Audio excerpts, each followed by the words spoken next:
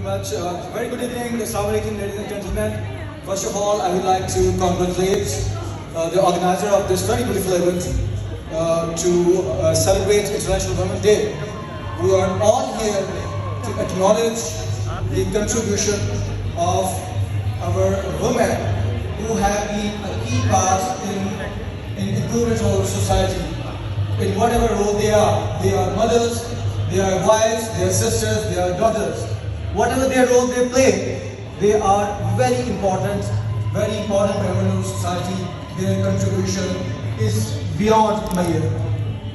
So I would like to say that all the successful people, they say that there is one woman behind every successful man. I would say there are many women behind successful men.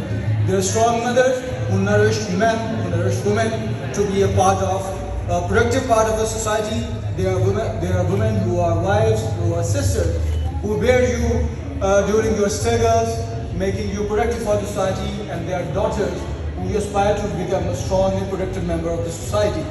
So we are here to acknowledge the contribution, to thank the women, thank our mothers, thank our wives, daughters and sisters for standing beside us, for making us strong, for making this society beautiful society. Thank you very much.